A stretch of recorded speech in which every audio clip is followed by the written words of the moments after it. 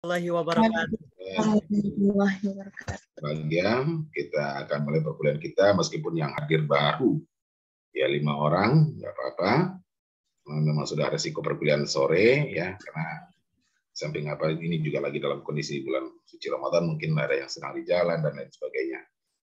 Baik, hari ini kita akan membahas tentang penelitian kualitatif. Ya. Penelitian kualitatif adalah penelitian yang digunakan untuk meneliti pada kondisi objek alamiah di mana peneliti merupakan instrumen kunci. Ya, yang perlu kita pahami di sini bahwa dia adalah meneliti kondisi objek alamiah. Jadi yang alami dia sifatnya. Ya. Dan instrumen kuncinya ada pada peneliti. Ya. Dia mengakibatkan si peneliti itu harus turun secara langsung. Ya. Dia tidak menggunakan model-model matematik, statistik, dan komputer lain sebagainya. Ya, dia bersifat abstrak, bukan angka. Nah, apa yang dimaksud dengan penelitian bahwa peneliti sebagai instrumen kunci? Bahwa hasil penelitian dalam penelitian kualitatif itu sangat bergantung kepada peneliti. Nah, ini bedanya dengan penelitian kuantitatif ya. Kalau kuantitatif sangat bergantung kepada data yang diperoleh. Tapi kalau dalam penelitian kualitatif sangat bergantung kepada persepsi si peneliti. Ya. Oke, contoh misalnya. Kita coba simulasi yang sederhana saja. Monica, apa penilaian Monica terhadap Salman? Dalam segi apa, Ustadz? Terserah saja, bebas. Menurut Monica, Salman itu Apa ya? bagaimana? Ketua kelas gitu ya? Kelas, oke. Ketua kelas. Sangat apa ya? Mengayomi. Mengayomi, oke. Uci. Pak. Terus apa lagi ya? Ini lagi nggak diambil. Bertanggung jawab. Bertanggung jawab, oke. Udah, gitu saja. Oke, menurut Aini, gimana Salman itu orang? Baik, Ustadz. Terus energik. Energik. Selalu bersemangat. Selalu bersemangat. Oke. Ada lagi? Sudah, Ustadz. Sudah. Pintar sih, pintar. Pintar. Oke. Menurut Putri? Bertanggung jawab, Ustadz. Bertanggung jawab. Oke. Apalagi ya? Selalu mengingatkan. Selalu mengingatkan. Oke. Aktif, kreatif, dan banyak. Banyak, Ustadz. Banyak. Oke. Menurut Nisa? Nisanya udah hadir belum? Oke. Menurut Nida barangkali? Apa pandangan Nida tentang Salman? Sama sih kayak teman-teman yang lain. Tanggung jawab dalam kelas. Baik juga. Oke. Baik. Sekarang coba kita perhatikan. Ada 4 orang yang memberikan komen tentang Salman. Coba perhatikan. Pertama, urutannya sama nggak komennya? Beda, Ustaz. Beda. Padahal objeknya sama loh. Ya kan? Kemudian komennya ada yang beda nggak? Ada yang sama juga. Beda, ya kan? Ya, ada perbedaan. Nah, jadi kira-kira seperti itu kalau penelitian kualitatif. Makanya tadi Monica kan sempat nanya, dari sudut apa dulu ini Pak? Wah, ini Pak dari macam sudut lah. Gitu kan? Karena kenapa? Pasti nanti akan dilihat dari berbagai sudut. Nah, hasil penelitian kualitatif itu seperti itu. Sangat bergantung kepada titik pandang si peneliti, pengalaman peneliti, latar belakang kehidupan peneliti, dan seterusnya. Sehingga penelitian kualitatif itu meskipun pada objek yang sama, tapi dilakukan oleh orang-orang yang berbeda, hasilnya sudah bisa kita pastikan tidak akan sama. Ada persamaan bisa, tapi akan persis sama tidak bisa.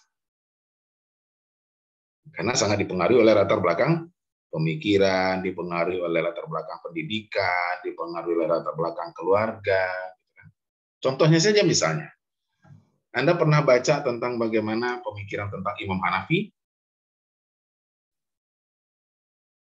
Kecenderungan beliau lebih sangat praktis dalam menerapkan hukum Islam ketimbang Imam Syafi'i. Kenapa kira-kira? Kondisi masyarakat, target pasarnya. Kenapa target pasarnya? Ya lebih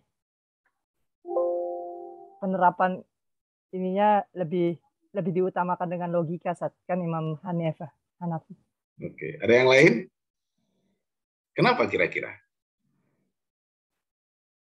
Belajarnya juga beda, gurunya satu.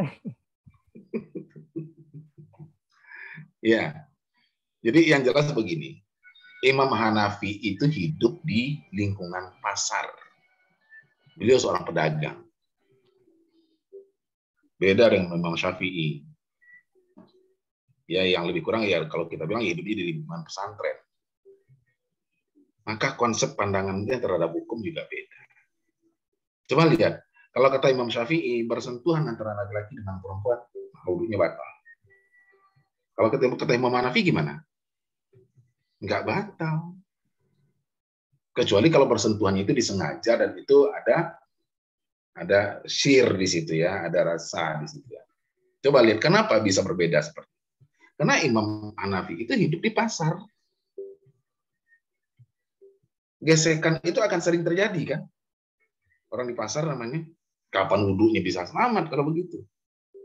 Dan itu ternyata bisa kita buktikan juga sekarang misalnya kalau saat di Masjidil Haram, orang tawaf, apa iya laki-laki dan perempuan nggak akan bersentuhan? Nah, itu makanya saya bilang tadi, titik pandangnya itu sangat bergantung dari sudut kehidupan, sudut pendidikan. Makanya dikatakan di sini bahwa peneliti itu menjadi instrumen kunci. Ya, dialah yang akan mewarnai penelitian itu. Apakah penelitian ini akan masuk seperti apa dari sudut pandang mana dia akan masuk ke situ. Nah, itu hasil. Ini Pak Naga lagi di mana nih Pak Naga? Kayaknya lagi dalam perjalanan ini.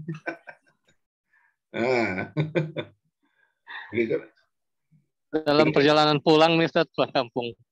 Pulang kampung? Waduh. Iya, tapi udah menuju Jakarta sekarang. Waduh, lebarannya masih jauh loh Pak Naga.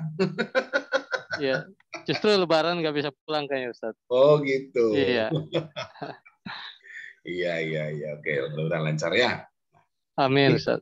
Jadi sampai di situ ya, bahwa kenapa dia menjadi instrumen kunci, karena dialah yang menentukan hasil penelitian itu. Jadi latar belakang pendidikan, kemudian juga bagaimana latar belakang lingkungan, latar belakang keluarga akan sangat mempengaruhi warna dari penelitian kualitatif seseorang. Beda dengan kuantitatif, karena kuantitatif kan terikat dengan angka. Angka sekian nih pengaruhnya kuat, angka sekian pengaruhnya sedang, angka sekian pengaruhnya lemah. Sudah nggak bisa dibantah. Gitu kan? Tapi kalau dalam penelitian kualitatif, rasa dan analisanya pasti sangat mempengaruhi. Oke, nah makanya dalam penelitian kualitatif itu dia menghasilkan yang bersifat dalam bentuk narasi atau kata-kata, tidak menghasilkan angka. Ya, nggak bisa dia menghasilkan angka. Kenapa? Karena juga dia penelitiannya juga tidak berbasis pada data angka. Sehingga hasilnya juga tidak angka. Jadi proses penelitian ini dimulai dengan menyusun asumsi, pemahaman mendasar atau aturan berpikir yang akan digunakan dalam penelitian. Penelitian kualitatif merupakan penelitian yang dalam kegiatannya peneliti tidak menggunakan angka dalam mengumpulkan data dan dalam memberikan penafsiran terhadap hasil. Nah, ini mungkin dikatakan di sini. Jadi asumsi dasar. Nah, ini yang akan timbul di bawah, kita lihat. Tegasnya dalam penelitian kualitatif, hasil penelitian terhadap objek yang sama belum tentu akan memberikan hasil yang sama. Ya. Oke. Karena berangkat dari asumsi dan penafsiran masing-masing peneliti, sementara peneliti sendiri dipengaruhi oleh latar belakang kehidupan dan faktor-faktor lainnya. Nah, jadi asumsi dasar itu begini. Jadi pandangan awal kita terhadap objek yang kita teliti. Contoh misalnya, kalau misalnya kita mau melihat busway misalnya, ya, sudut pandang orang terhadap busway kan beda-beda. Ada sudut pandangnya tentang mengatasi kemacetan. Tapi ada lagi sudut pandang orang tentang virus. Beda kan? Nah, dari sudut pandang itulah, asumsi dasar itulah dia akan membuat dia berbeda. Bahwa yang satu mengatakan bahwa busway ini akan sangat mampu mengatasi kemacetan lalu lintas di Jakarta. Tapi pada sisi yang lain, orang mengatakan busway salah satu sarana penyebaran virus COVID-19. Sudutnya kan sudah beda. Yang diteliti sama-sama busway. Nah, itu seperti itu dia kira-kira. Jadi bergantung dari asumsi dasar. Ya. Nah, tinjauan permasalahan dalam penelitian kualitatif dapat kita bagi kepada 3. Ya, pertama, masalah penelitian yang ini didapatkan akan sama dengan persepsi awal sebelum penelitian itu dilakukan. Ya, artinya asumsi awal kita dengan apa yang kita teliti hasilnya sama. Artinya terdapat konsep kesamaan antara asumsi awal peneliti dengan objek yang akan diteliti. Nah, contohnya di sini saya katakan konsep tasawuf Profesor Dr. Hamka. Artinya asumsi awal bahwa Hamka adalah seorang tasawuf. Dan pasti asumsi akan sama dengan hasil penelitiannya. Tinggal membedah konsep tasawufnya saja. Itu artinya asumsi dan judul penelitian akan tetap sama. Jadi kalau dari awal kita memposisikan bahwa seorang Buya Hamka itu adalah seorang tasawuf, maka kalau kita teliti dari buku-buku beliau, memang akan ketemu bahwa beliau adalah seorang tokoh tasawuf.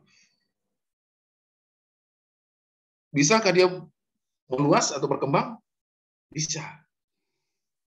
Ya. Manakala Anda membacanya bukan bukunya saja, tapi misalnya Anda baca tafsirnya. Apa nama tafsir Buya Hamka? Al-Azhar. Tafsir Al-Azhar, betul. Ya. Beliau karang itu pada saat beliau berada di penjara. Sehingga lahirlah tafsir yang beliau beri nama tafsir Al-Azhar. Ya. Dan itu juga lah yang menjadi nama dari masjid di di Blok M itu yang disebut dengan Masjid Al-Azhar. Ya. Nah, kalau itu dibaca, maka terjadi perluasan dari asumsi dasarnya tadi apa? Buya Hamka seorang tasawuf. Tapi begitu dibaca, ketemu tafsirnya. Ternyata Buya Hamka itu di samping seorang tasawuf, beliau juga seorang ahli tafsir. Jadi bisa meluas dia. Ya, sama juga dengan ibaratnya orang meneliti tentang misalnya Kiai Haji Hashim Asy'ari. Coba, misalnya Putri, apa ya asumsi dasar Putri tentang Kiai Haji Hashim Asy'ari? Enggak kenal? Oh, enggak kenal dengan tokoh itu. Oke. Coba Monica kenal tokoh itu? Siapa itu Kiai Haji Hashim Asy'ari? Enggak kenal juga. Nah, ini Ulama sekaligus pahlawan, Ustadz. Siapa Kiai Haji Hashim Asy'ari? Ulama sekaligus pahlawan bukan sih? Ulama sekaligus pahlawan. Bukan teman jadi ini. Kalau Pak Naga, siapa kira-kira Kiai Haji Hashim Asy'ari, Pak Naga? Tokoh pergerakan Islam juga, Ustaz. Tokoh pergerakan Islam. Oke, kalau Salman? Tokoh Islam yang pendiri Nahdlatul Ulama itu, Ustaz. Pendiri Nahdlatul Ulama. Itu yang paling dekat sebenarnya. Ya, begitu orang bicara Kiai Haji Hashim Asy'ari, maka orang akan bicara bahwa dia adalah seorang pendiri Nahdlatul Ulama. Berkembangkah itu nanti kalau kita teliti? Berkembang. Apa kembangnya kira-kira? Samping dia tokoh, seorang tokoh pendiri Nahdlatul Ulama.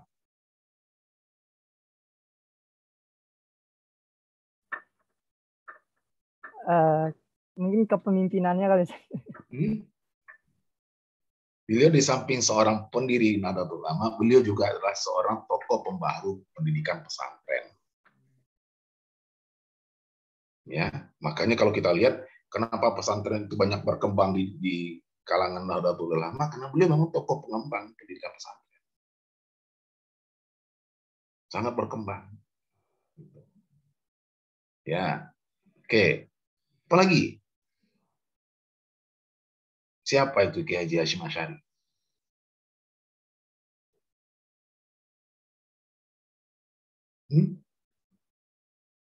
Orang tua dari salah seorang presiden Republik Indonesia. Siapa? Gus Dur. Gus Dur. Jadi akan berkembang dia kalau diteliti terus. Asumsi dasar ini kan cuma satu tadi. Ya kan, asumsi dasarnya apa? Kiai Haji Hashim Asy'ari adalah pendiri aliran atau Nahdlatul Ulama. Tapi begitu kita teliti, dia akan berkembang. Gitu. Kenapa bisa berkembang? Karena mungkin awalnya informasi yang kita terima tentang Kiai Haji Hashim Asy'ari hanya segitu. Sama dengan tadi yang saya katakan, orang meneliti, orang begitu kenal Buya Hamka. Siapa Buya Hamka? Orang kenalnya tasawufnya. Karena memang dari dulu ceramah-ceramah beliau itulah ceramah tasawuf semua. Hanya kalangan orang-orang mufasir, orang-orang akademika yang tahu bahwa yang namanya Buya Hamka itu juga seorang mufasir, seorang ahli tafsir. Ya. Tapi tafsirnya Buya Hamka itu juga tetap ada warna tasawufnya. Ada yang sudah pernah baca tafsir Buya Hamka? Tafsir Al-Azhar? Itu tafsirnya termasuk tafsir termasuk tafsir yang agak langka ya, karena nggak banyak diperbarui. Ya. Saya dulu kebetulan ibu saya yang beli, makanya saya pernah baca. Nah, itu yang pertama. Jadi yang kedua berkembang. Jadi kalau yang pertama tadi antara asumsi dasar dengan hasil penelitiannya sama. Yang kedua, bahwa asumsi dasar itu akan berkembang manakala penelitian itu dilaksanakan. Ya, di sini saya contohkan bahwa bagaimana yang namanya Kiai Haji Hashim Asy'ari tadi ya hanya dikenal sebagai tokoh pendiri NU. Ternyata beliau adalah juga seorang pembaharu pendidikan untuk pesantren. Beliau juga ahli tafsir. Jadi berkembang dia nanti begitu kita teliti. Semakin kita gali, oh ternyata begini, tidak hanya ini. Nah, ya. Jadi makanya penelitian kualitatif itu uniknya begitu. Dia tidak bisa dari awal kita set akan seperti ini. Nah, itu nggak bisa. Dia akan bergerak sesuai dengan arah penelitian sendiri. Ya, nggak bisa kita set ya. Nah, yang ketiga, masalah yang didapatkan bisa juga berubah total dari apa yang kita siapkan dalam penelitian tersebut. Ya. Karena asumsi awalnya itu bisa saja salah. Nah, lihat, penelitian kualitatif uniknya begitu. Bisa saja hasil penelitian itu malah bertolak belakang dari asumsi awal. Contoh misalnya, apa asumsi Anda tentang orang yang telat makan? sakit perut nanti. Sakit. Mahnya kambuh kan gitu kan? Benar. Ya. Berarti kalau begitu, asumsi dasarnya adalah puasa itu bikin mah kambuh kan? Benar nggak? Asumsi dasarnya. Ya, Ustaz. Karena telat makan membuat perut perih, membuat asam lambung naik, membuat mah kambuh. Asumsi dasar kita kan begitu. Berarti puasa itu sangat berbahaya buat orang yang punya penyakit mah. Kan gitu. Ya kan? Asumsi dasarnya. Tapi begitu sudah kita lakukan penelitian, ternyata hasilnya bertolak belakang gitu loh. Coba perhatikan. Orang mau dioperasi saja disuruh puasa. Ya kan? Besok mau dioperasi, malamnya disuruh puasa. Ya kan? Mau cek gula darah yang akurat, puasa dulu. Kan gitu. Supaya tubuh itu stabil. Loh, ternyata puasa itu membuat tubuh stabil. Nah, kan? Asumsinya jadi bertolak belakang kan? Lalu Rasulullah mengatakan juga, apa kata Rasulullah? Semu tasihhu. Berpuasalah kamu, maka kamu akan sehat. Coba. Jadi asumsi dasar kita tadi akhirnya bertolak belakang dengan hasil penelitian kita. Ya kan? Coba sekarang misalnya kita kan sama-sama lagi saum nih. Ya kan? Coba kalau misalnya kita itu tadi pagi masih sempat makan gitu loh. Misal jam 7 lah gitu kan. Sempat sarapan dulu, minum kopi, apa makan roti sepotong gitu kan, atau makan nasi setengah piring gitu kan. Lalu sampai sekarang nggak makan. Apa yang akan terjadi? Akan samakah hasilnya dengan apa yang kita rasakan saat kita sekarang puasa, atau akan berbeda? Nah, Beda kayaknya, Ustaz. Beda, Ustaz. Pasti beda. Bukan kayaknya loh, Salman. Oh, Pasti iya. beda. Nah, asumsi awalnya gimana tadi? Telat makan, sakit perut, mah kambuh, asam lambung naik. Sekarang kita bedakan, kita pagi makan, lalu jam segini belum makan. Waduh, udah nggak keturunan itu. Udah melilit itu perut kan. Tapi ternyata dari jam 4 atau dari jam setengah 5 pagi tadi kita belum minum apa-apa, belum makan apa-apa. Kenapa sampai sekarang perut kita stabil? Berarti asumsi dasar kita salah. Atau asumsi dasar kita bisa dibalikkan lagi. Nah inilah uniknya dalam penelitian kualitatif. Ya, sekarang kita coba lagi misalnya. Saya ingin Anda bicara ya spontan tentang guru. Coba sekarang dimulai dari Aini. Apa yang Anda pahami tentang guru Aini?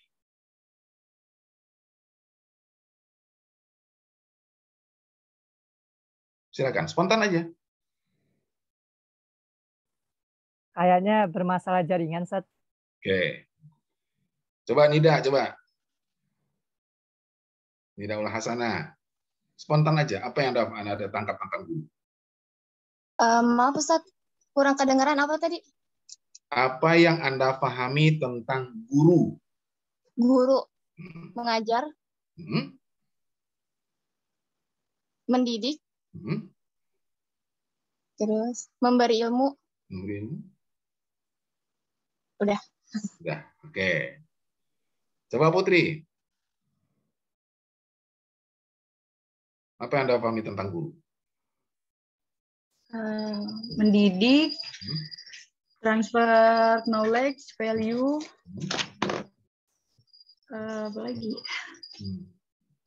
Mengarahkan, melatih, membimbing. Udah Ustadz. Oke, coba Reza. Nggak aktif kayaknya. Salsabila? Membentuk karakter, Ustadz. Bentuk karakter. Oke, lagi?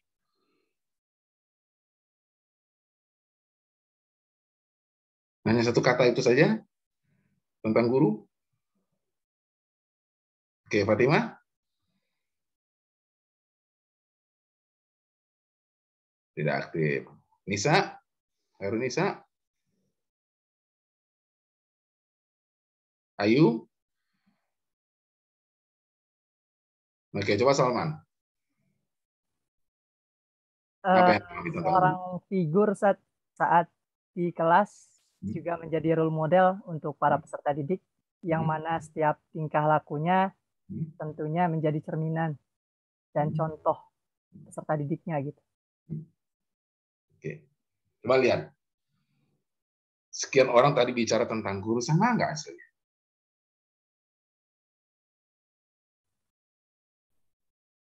Kan nggak sama.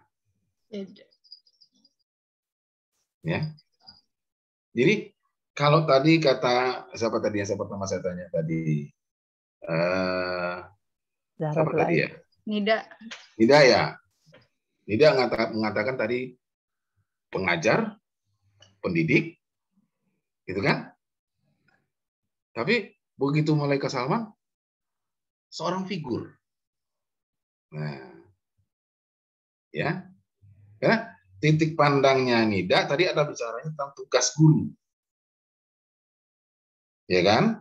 Sementara titik pandangnya Salman adalah peran guru. Jadi perhatikan dari titik sudut pandang yang berbeda menghasilkan definisi juga yang berbeda. Nah, inilah makanya dikatakan penelitian kualitatif itu instrumen kuncinya ada pada peneliti. Bisa dipaksakan. Tapi kalau penelitian kuantitatif pasti akan sama.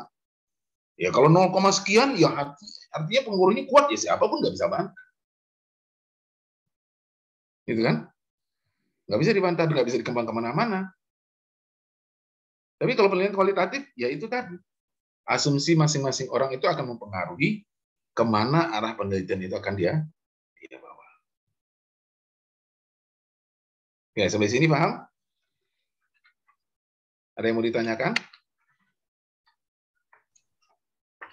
Ustaz, maaf Ustaz. Ya. Kalau berkaitan di penelitian kualitatif ini, ketika seorang peneliti ini merupakan orang yang nggak suka banyak membaca, itu gimana? Baru-baru suka membacanya ketika punya tuntutan untuk menyusun skripsi gitu. Itu gimana pandangan antum? Makasih. Oke, baik, makasih Salman. Ya, ini hal yang memang sering terjadi. Begitu sudah mulai mau masuk ke skripsi, tahu-tahu aku maunya kualitatif aja. Kenapa? Takut statistik. Padahal resiko kualitatif itu jauh lebih berat. Terutama bagi orang yang istilahnya membacanya kurang, ya, menulis kurang, ya, itu akan berat nanti. Sekarang kalau contohnya begini aja deh, coba aja setelah kuliah dengan saya nanti coba Anda lakukan. Anda coba menulis tentang guru tadi. Coba kira-kira Anda nulis 1 jam, mengalir nggak kira-kira 2 halaman tentang guru? Belum tentu, Ustaz. Banyak kalau bisa Anda menulis tentang guru itu dalam 1 jam mengalir sampai 2 halaman, Anda bisa menjadi peneliti kualitatif. Artinya kemampuan Anda berbahasa sudah baik. Tapi kemarin unik loh, cuma karena nggak 1 jam sih ya. Di kelas E kemarin itu saya ujikan. Coba Anda buat tentang guru, ya, sesuai dengan kemampuan Anda. Minggu depan kita presentasikan. Tapi saya minta dengan bahasanya sendiri. Ternyata ada yang bagus. Dia bacakan, dia presentasikan tentang apa? Saya bilang, di luar ekspektasi saya ini, saya bilang. Saya pikir malah Anda nggak mampu, tapi ternyata dia mampu. Lalu saya tanya, kok kamu bisa? Ya memang saya orangnya senang baca, Ustaz. Oh iya, kalau senang membaca pasti bisa. Ya, tapi bisakah kita latih? Bisa. Bagaimana cara melatihnya? Coba buka, jangan novel ya, tapi buku ilmiah gitu loh. Kalau novel ya itu bahasanya susah itu. Ya, buku ilmiah coba buka, baca 2 paragraf, lalu Anda diam. Setelah itu coba Anda tuangkan kembali dalam bahasa Anda sendiri. Mengalir nggak dia? Dilatih. Ya, dengan cara begitu Anda akan mampu menulis ilmiah. Ya. Saya dulu juga demikian. Baca dulu. Baca buku orang gitu kan. Pelan-pelan dulu bahasanya coba kita ganti, tapi isinya sama gitu. Nah, itu udah mulai itu. Sehingga nanti begitu sewaktu-waktu kita disuruh menulis, misalnya sekarang ibaratnya Putri, tolong bikin surat permintaan untuk menjadi narasumber.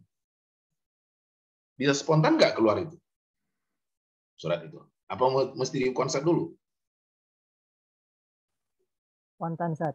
Spontan, Ustaz. Kalau bisa spontan membuat surat seperti itu, berarti itu sudah mulai. Nggak perlu diajarkan lagi. Ya. Coba Putri, tolong bikin surat ke Pak Rektor, bahwa Pak Rektor kita minta untuk jadi narasumber dalam mata kuliah kita. Misalnya. Spontan suratnya keluar. Kenapa? Cara berpikirnya sudah, kalau untuk surat narasumber begini modelnya, ini begini modelnya, ini begini modelnya. Itu dia latihannya tadi seperti itu. Kalau itu sudah lancar, maka kita akan menulis ilmiah gampang. Ya. Apalagi kalau misalnya mulai melatih diri dengan mencoba menulis buletin misalnya. Kalau saya dulu suka nulis buletin. Ya. Karena saya dulu 2 periode jadi ketua remaja masjid.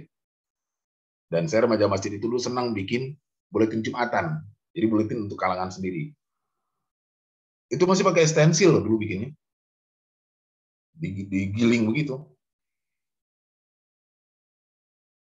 Nah, saya waktu SMA dulu senang begitu.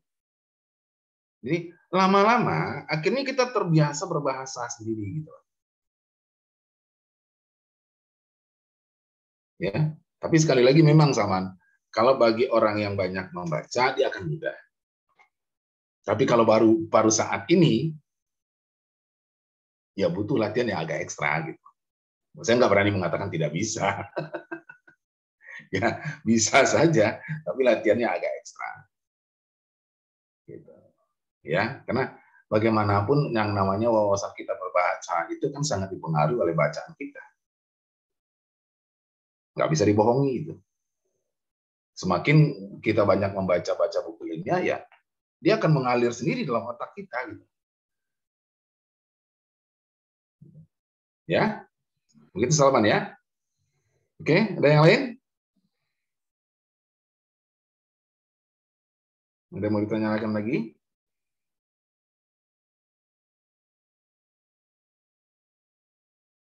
Oke, baik. Kalau belum ada, kita lanjutkan dulu. Nah, kita akan masuk kepada bentuk-bentuk perumusan masalah dalam penelitian kualitatif. Nah, dalam penelitian kuantitatif, perumusan masalah itu sudah baku. Ya, seperti kemarin kita sudah contohkan, kalau bicara tentang pengaruh, langsung apakah terdapat pengaruh? Kan gitu. Baku dia. Tapi di dalam penelitian kualitatif, ya, itu akan sangat bergantung kepada bentuk dari penelitian kita. Karena kualitatif itu banyak bentuknya. Satu, ada yang bentuknya deskriptif, menggambarkan. Ya. Kalau menggambarkan, pasti nanti perumusan masalah, bagaimana profil keseharian Buya Hamka? Apa yang melatar belakang pemikiran beliau? Pertanyaan ini pasti deskriptif. Gambaran sifatnya. Sama saja misalnya kalau begini, misalnya Salman meneliti nilai-nilai tauhid dalam surat Al-Ikhlas misalnya. Itu menggambarkan sifatnya. describe. Ya. Lalu yang kedua adalah komparatif atau perbandingan. Ya. Misalnya di sini saya contohkan, ini bukan berarti untuk mau runcing-runcing, enggak ya. Contoh saja, kan ini paling gampang. Bagaimana perbandingan konsep pendidikan Muhammadiyah dengan Nahdlatul Ulama. Dua-duanya sama-sama maju loh pendidikan, tapi beda konsep kan. Coba lihat, di Muhammadiyah itu berkembang nggak pesantren? Kembang juga saat. Nah, karena konsep pendidikannya beda, ya kan? Di Nahdlatul Ulama berkembang nggak pendidikan pendidikan umum? Juga tidak. Kenapa? Konsep pendidikannya berbeda. Ya, jadi kalau misalnya Muhammadiyah itu misalnya pendidikannya bisa kembang kemana-mana, bahkan dia punya badan usaha sampai rumah sakit dan lain sebagainya, itu karena konsep pendidikannya. Sementara Nahdlatul Ulama begitu banyak pesantren di Nusantara ini bisa berkembang dengan sangat besar, ya karena kenapa? Ya konsep pendidikan. Nah, boleh kan kita bandingkan konsep pendidikan? Boleh. Di mana letak perbandingan perbedaan antara konsep pendidikan Muhammadiyah dengan Nahdlatul Ulama sehingga produknya sangat berbeda seperti itu? Boleh diteliti. Itu namanya komparatif. Ya. Atau asosiatif. Anggapan, asosiasi. Nah, ini kan suatu hal yang sangat umum ini. Ya, orang banyak percaya ini loh. Ya, apakah ada hubungannya antara kecelakaan yang terjadi dengan sebelumnya dia menabrak kucing? Ini banyak orang yang percaya loh. Ada kaitannya enggak itu? Kalau kita nabrak kucing, maka siapa-siapa aja habis itu kita akan mengalami kecelakaan. Waduh, berat banget itu kan. Tapi banyak orang yang percaya loh. Ya. Atau misalnya kaitannya antara bertapa di Gunung Kawi dengan kekayaan atau dengan kesuksesan. Ada kaitan nggak? Nah, ya. Jadi artinya kita ingin mencoba mengungkap anggapan kita sebelumnya benar apa tidak. Ya. Lalu yang keempat, komparatif asosiatif, artinya perbandingan anggapan. Ya, benar nggak sih kalau yang namanya nasi dimasak dengan tungku, dengan kayu, rasanya akan lebih nikmat bila dibandingkan dengan masak pakai rice cooker, gitu loh. Nah, itu memperbandingkan asosiasi kita. Dan kayaknya memang benar gitu kan. Yang namanya nasi dimasak pakai tungku itu jauh lebih wangi gitu. Padahal berasnya sama. Tapi itu kan baru anggapan kita. Perlu dibuktikan kan itu. Nah, itu bentuk contoh sederhananya. Ya, atau misalnya begini. Komparatif asosiatif itu sama nggak sih nilai pengabdiannya antara seorang dosen yang murni adalah karyawan yayasan dengan seorang dosen yang diperbantukan dari PNS. Nah, misalnya gitu. Sama nggak nilai pengabdiannya? Itu juga bisa diteliti. Ya, jadi anggapan-anggapan kita yang tadi itu bisa dibuktikan dengan penelitian. Ya, itu bentuk-bentuk perumusan dalam penelitian kualitatif. Jadi ada deskriptif, menggambarkan, ada komparatif, menghubungkan atau perbandingan, komparatif, ya, mengcompare gitu, memperbandingkan, atau asosiatif, menghubungkan anggapan kita, atau komparatif, asosiatif. ya, memperbandingkan anggapan kita dengan yang lainnya. Kemudian berikutnya adalah populasi dan penelitian kualitatif. Dalam penelitian kualitatif, populasi dan sampel berbeda dengan penelitian kuantitatif.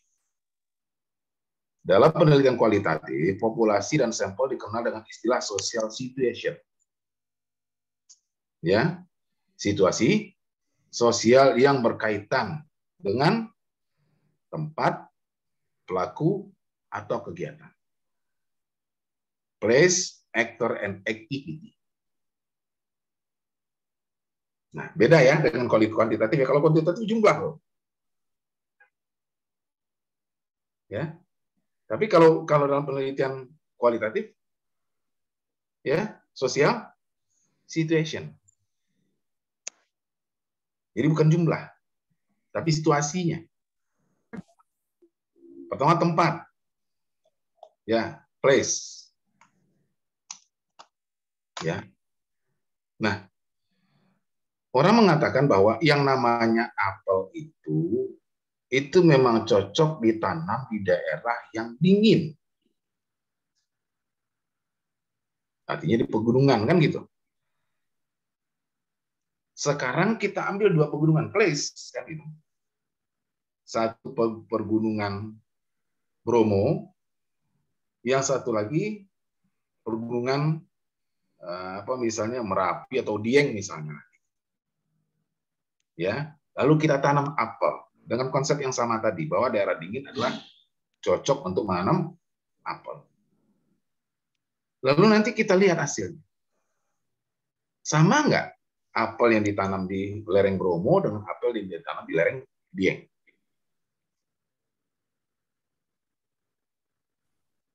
Beda. Karena Dieng lebih cocok untuk kentang. Terlalu dingin saat. Iya, ya kan? Berarti ini ada pengaruh tempat. Kenapa? Kadar asam tanahnya. Nah, ini nggak bisa kita hitung dengan jumlah angka, kan? Tapi kadarnya saja. Tempat. Bahwa meskipun mungkin derajat tempatnya sama, tapi tidak bisa menghasilkan yang sama. Nah, ini dimaksud dengan place, tempat. Jadi sampelnya bisa saja tempat, bukan jumlahnya, bukan luas tanahnya, bukan. Ya. Lalu yang kedua, actor. Ya. Nah, ini kalau saya contohkan di sini konsep pendidikan Profesor Haji Rashidi Usman SH. Pernah dengar Anda namanya?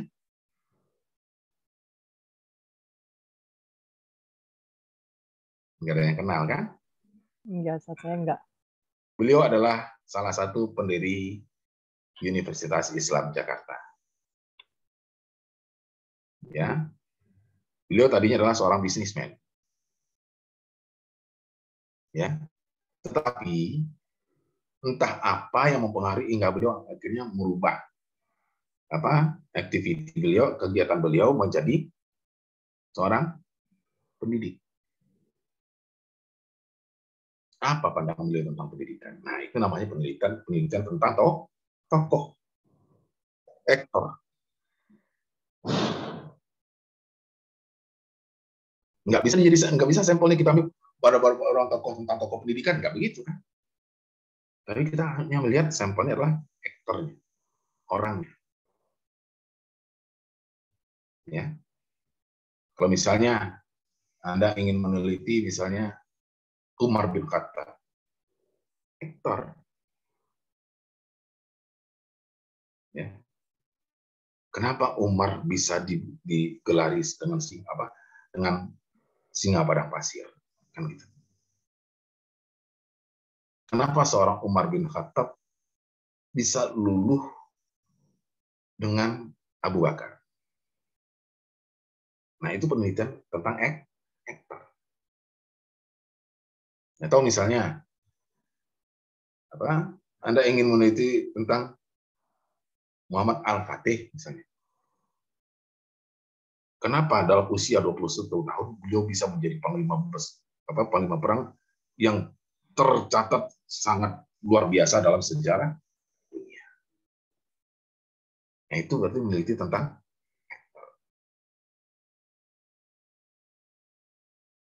bisa diukur dengan angka? Nggak bisa. Itu sangat bergantung pada penilaian masing-masing. Ya. Lalu yang ketiga adalah kegiatan. Ya. Suatu activity, suatu kegiatan, suatu rutinitas. Ini juga bisa kita teliti. Misalnya,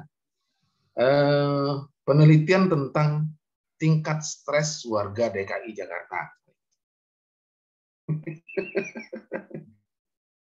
Ya. Pada usia berapa orang DKI Jakarta itu mengalami stres yang tinggi? Nah, itu terkait dengan activity. Ya. Atau misalnya lagi yang mungkin Anda pernah ikut ziarah wali? Pernah mengikuti? Di Jawa, di daerah Jakarta, Jawa itu banyak ziarah wali. Banten, Bang Ustaz, Banten. Pernah ya? Oke. Kalau Anda pernah mengikuti itu, pernah Anda perhatikan nggak aktiviti orang itu? Yang melakukan ziarah wali itu. Ya. Apa contohnya misalnya? Kenapa ya kok yang datang ke makam itu karena suka bawa tanah dari makam?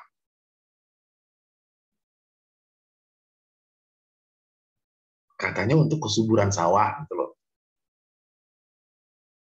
Supaya panennya berlimpah. Atau misalnya kalau datang ke makam Sunan Ampel misalnya di Surabaya itu yang dibawa air. Ya. Buat apa tuh air banyak? Buat kesuburan. Macam-macam gitu. Ini activity. Atau yang lebih skopnya lebih luas kita mau melihat misalnya umroh, haji. Itu activity. Ya. Kenapa kok ada orang yang begitu tahu itu menangis terseduh-seduh atau salat di depan Ka'bah itu menangis terseduh-seduh? Apakah menurut analisa kita bahwa dia itu benar-benar khusyuk dalam salatnya?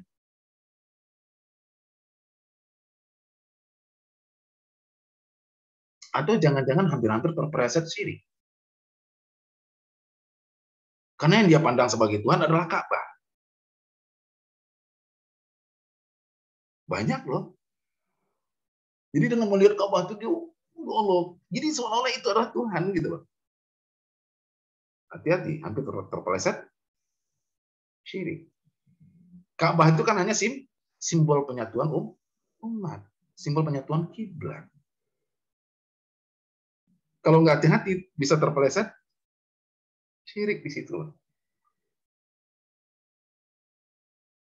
Ya, jadi activity. Atau misalnya yang suka tren itu activity tentang bagaimana proses kurbannya Nabi Ibrahim dan Nabi Ismail. Itu juga activity. Di situ ada tokoh dan ada activity. Ini sekali lagi sampelnya itu bisa tempat, bisa aktor, bisa activity. Dalam penelitian kualitatif. Nah, kategori penentuan sampelnya bisa kita lihat dalam 5 hal seperti berikut. Pertama, orang yang menguasai, memahami, dan menghayati suatu proses yang kita teliti. Artinya orang-orang yang benar pakar dalam hal itu bisa kita jadikan sampel. Kita bisa wawancarai. Ya, yang kedua, mereka yang sedang menjalani proses yang kita teliti. Artinya orang yang sedang melakukan aktivitasnya. Kalau misalnya ziarah, ya orang yang sedang berziarah itu bisa kita jadikan sampel untuk kita wawancarai. Atau mereka yang memiliki waktu untuk dimintai informasi. Dia tidak terlibat, dia tidak melakukan kegiatan itu, tapi dia punya waktu untuk bisa kita wawancari karena dia melihat. Bisa juga. Misalnya, yang kita wawancari adalah tukang ojek. Dia ikut ziarah nggak? Enggak. Tapi dia melihat nggak? Iya. Menurut abang, gitu kan, menurut mas, gitu kan, seperti apa kegiatan orang melakukan ziarah? Nah, dia akan bisa bercerita kan? Ya kan? Karena dia punya waktu. Dia ikut kadang-kadang mengantar orang yang melakukan ziarah. Artinya orang itu bisa kita wawancarai. Atau mereka yang ikut aktif menyebarkan informasi, mempropagandakan. Ya, juga bisa kita minta informasi, bisa kita wawancarai. Untuk apa sih Anda propagandakan? Apa Anda benar ini yakin benar? Bisa kita teliti. Lalu yang terakhir adalah orang yang merasa asing dengan proses yang kita teliti. Jadi kalau misalnya kita meneliti orang yang ziarah wali, yang orang yang anti dengan ziarah wali yang kita teliti juga bisa jadi sampel kita gitu. Apa pandangan mereka?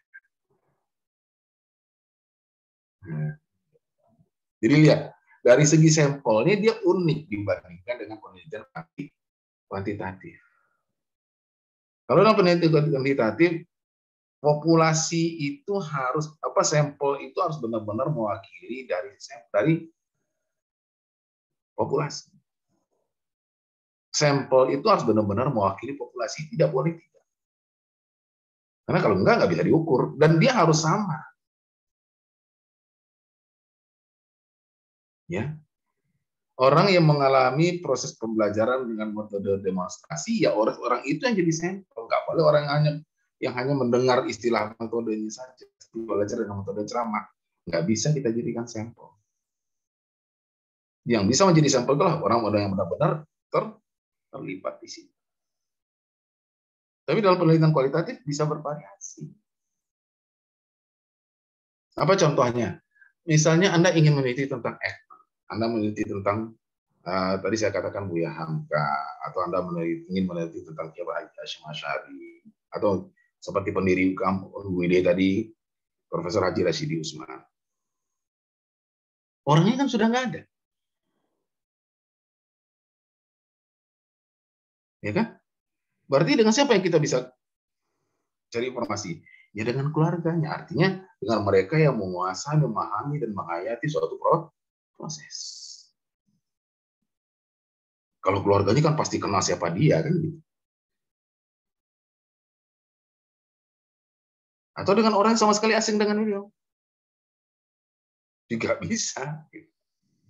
Artinya kita cuma ingin mencari perbandingan netralitasnya supaya dia tidak memihak pada suatu pihak. Nah, jadi inilah uniknya penelitian kualitatif itu, dia benar-benar sangat berangkat dari asumsi dasar si peneliti. Dan hasil penelitian itu juga sangat dipengaruhi oleh latar belakang pendidikan, latar belakang pergaulan, latar belakang pekerjaan, latar belakang kehidupan peneliti, bahkan latar belakang lingkungan pun berpengaruh.